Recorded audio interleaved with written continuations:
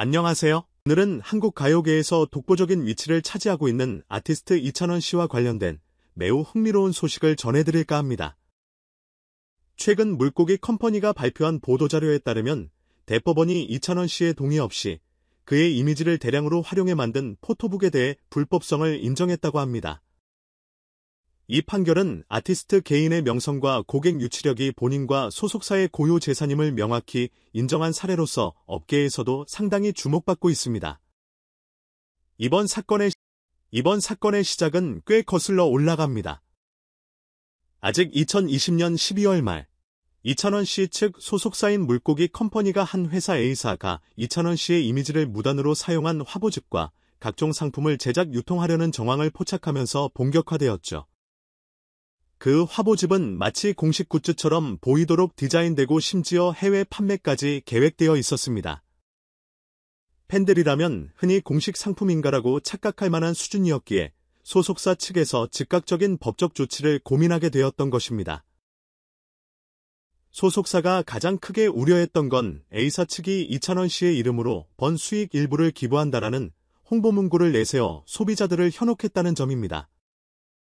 평소에도 기부와 선행활동이 잦은 이찬원 씨의 이미지를 교묘하게 이용해 상품 구매자들이 이게 좋은 일에도 쓰이는구나라고 믿고 지갑을 열도록 유도했다는 게 문제가 됐죠. 실제로 팬들 중 상당수는 이찬원 씨의 이름을 보면 그가 승인한 것이겠지라고 생각하기 마련입니다. 좋은 취지로 구매하는 사람의 진정성을 건드렸기에 물고기 컴퍼니 입장에서는 그냥 넘어갈 수 없었던 것입니다. 물고기 컴퍼니가 소송을 제기한 뒤 법적 공방은 1년 이상 이어졌습니다. 중간에 A사가 리는 단순히 팬심을 위한 기획일 뿐이다라며 부인하기도 했고 오히려 이찬원 씨의 이미지를 널리 알리는 데 기여했다고 스스로를 포장하기도 했습니다. 그러나 소속사 측이 강조한 포인트는 허락을 구하지 않은 무단 사용이라는 점이었습니다.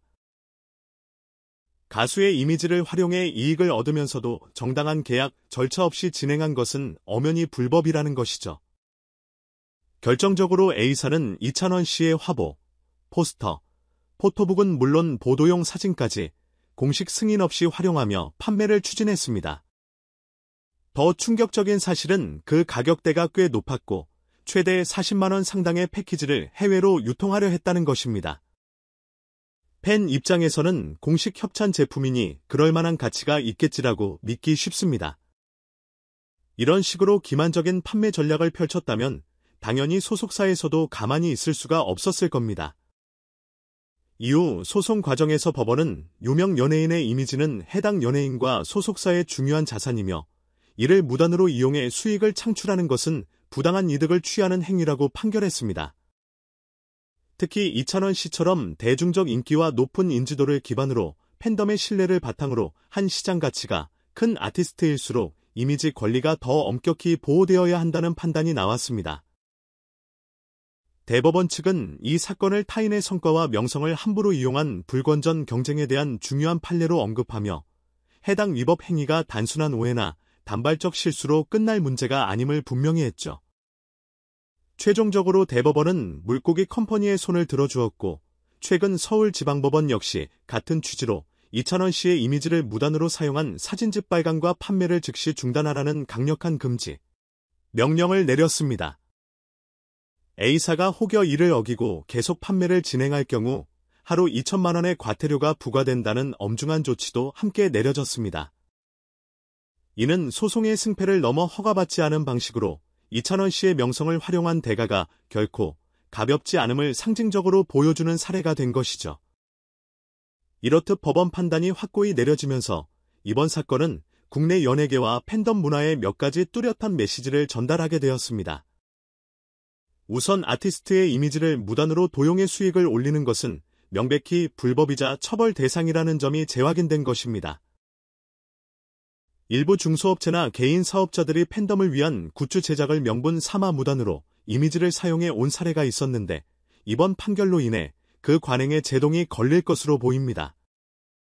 아무리 팬들의 열렬한 지지가 있다고 해도 정식 계약 없이 아티스트의 초상권을 이용하는 것은 불법임을 모두가 다시금 깨닫게 된 것이죠. 또한 기부나 사회공헌을 강조해 소비자를 유혹하는 방식이 단지 착한 마케팅의 문제가 아니라 실제로 그 수익이 아티스트나 기부처와 제대로 공유되는지 투명성이 중요한 이슈로 떠올랐습니다. 만약 A사가 일부 금액을 정말로 기부했다 하더라도 그 과정에서 이찬원 씨와 소속사의 허락 없이 이미지를 사용하고 있었다면 여전히 불법은 불법이기 때문입니다. 결과적으로 팬들은 차라리 공식 채널을 통해 정식으로 굿즈를 구매하거나 기부를 진행하는 게 아티스트에게 확실히 도움이 되는 길이다라는 인식을 다시 갖게 되었을 것입니다. 이제 많은 분들이 궁금해하실 텐데 왜 이찬원 씨는 이렇게 높은 수준의 법적 보호를 받을 수 있었을까? 물론 그 이유 중 하나는 바로 그의 막대한 인지도와 영향력입니다. 이찬원 씨는 국내외로 폭넓은 팬층을 확보하고 있으며 유튜브 조회수가 1억 건을 돌파하는 영상도 여럿 존재할 만큼 디지털 영역에서의 파급력이 상당하죠. 이는 단순히 노래를 잘한다는 재능에 국한되지 않고 오랫동안 쌓아온 무대 경험과 인격적인 이미지 그리고 팬들과의 상호 신뢰를 통해 완성된 브랜드 파워입니다. 결국 이 브랜드 파워가 곧 경제적 가치로 환산될 수 있고 그렇기 때문에 법원에서도 그 가치를 지적 재산처럼 보호해야 한다고 판단한 것입니다. 아울러 업계 전문가들은 이번 판결이 유명 연예인들의 초상권 및 지식재산권 보호와 관련해 더욱 강화된 경각심을 불러일으킬 것으로 내다보고 있습니다. 최근 엔터테인먼트 산업은 방송, 유튜브, 각종 SNS 굿즈 시장 등으로 영역이 무한 확장되고 있기에 아티스트의 이미지를 두고 벌어지는 분쟁도 다양하게 늘어나고 있습니다. 그만큼 이찬원 씨 사건처럼 명성과 호감도를 본인 동의 없이 활용해 판매나 영리 행위를 시도하는 사례도 꾸준히 발생하고 있지요. 그러나 이번 법원 판결은 그러한 무단 도용 행위가 결국은 비양심적이고 불법적인 부당 이득이라는 점을 명쾌하게 못 박았다고 볼 수 있습니다. 팬덤 문화의 급성장 또한 이 문제와 밀접하게 연결되어 있습니다. 팬들은 내가 좋아하는 아티스트를 위해서라면 무엇이든 해주고 싶어하고 기념품이나 화보집 굿즈 등을 사모으며 열정을 드러내죠. 이런 열정을 악용해 공식 라이선스 제품인 양꿈이거나 혹은 아티스트 명성의 편승에 무작정 수익을 꾀하는 사례가 사라지지 않는 이유이기도 합니다. 하지만 이제 법원의 이번 판결을 계기로 적법한 절차를 거치지 않고는 팬들의 지갑을 열려해도 더 이상 쉽지 않을 것 같습니다. 오히려 더 엄격한 기준이 생기고 팬들도 그 기준을 인지하게 됨으로써 불법 굿즈 시장은 크게 위축될 가능성이 높아 보입니다. 물론 A사와 같은 업체들은 도대체 어떤 방식으로 만들고 누구와 계약하면 되는가라는 실무적인 문제를 고민할 것입니다. 실제로 팬메이드 굿즈를 표방하면서 소량 생산하는 개인 작가나 소규모 제작자들 중에는 아티스트를 진심으로 응원하고 싶어서 시작하는 경우도 적지 않습니다. 하지만 문제가 되는 것은 규모와 방식입니다. 개인적이고 제한적인 제작이나 비영리 목적이라면 논의 여지가 있을 수 있겠지만 대량 생산하여 막대한 이익을 추구하는 순간 그것은 분명히 아티스트 측과의 정식 협의 및 계약이 필요한 영역으로 바뀝니다. 이찬원 씨 측 소속사인 물고기 컴퍼니가 이번 소송에서 승소함으로써 얻은 것은 단순한 피해 보상의 의미가 아닙니다. 이로써 이찬원 씨의 명성과 상업적 가치가 함부로 이용되어서는 안 된다는 강력한 메시지를 시장에 던졌고 그 결과 앞으로 다른 아티스트들의 권리 보호에도 탄탄한 토대를 마련해준 셈입니다. 동시에 팬들 입장에서는 내가 좋아하는 가수의 이름이 도용되지 않도록 공식 경로로 앨범이나 굿즈를 구매해야겠다는 인식을 더 확실히 갖게 될 것이니 장기적으로 보면 아티스트와 팬 사이의 신뢰를 더 높이는 선순환이 만들어질 수도 있습니다. 무엇보다 흥미로운 점은 대법원이 이번 사건을 타인의 성과를 함부로 평가에 활용하는 것은 명백한 불건전 경쟁이라고 표현했다는 부분입니다. 경쟁이 심화된 시장에서 아티스트의 명성은 곧 거대한 자산으로 직결되는데 이를 부정 취득하거나 왜곡해 이익을 내는 것이야말로 소비자 혼란과 시장 교란의 원인이 될 수 있다는 겁니다. 향후 다른 연예인들도 이 판례를 근거로 본인 이미지에 대한 침해가 발생했을 때 보다 신속하고 단호하게 대처할 가능성이 커졌습니다. 결국 이번 사건은 팬덤 문화와 엔터테인먼트 산업이 얼마나 큰 영향력을 가지고 있는지, 그리고 그 영향력을 이용해 부당한 이익을 얻으려는 시도에 대해 법원이 얼마나 엄정하게 대처하는지를 잘 보여줬습니다. 스타의 브랜드 파워는 단순한 인기의 문제가 아니라 엄연히 법적으로 보호해야 할 중요한 지적 재산이라는 점이 다시 한번 확인된 셈이죠. 마지막으로 이찬원 씨나 소속사 측이 이번 승소를 통해 거액의 배상금을 노린 게 아니라 정당한 권리를 지키고 불법 판매로 인해 소비자가 피해보는 상황을 막기 위함이라고 거듭 강조했다는 점은 주목할 만합니다.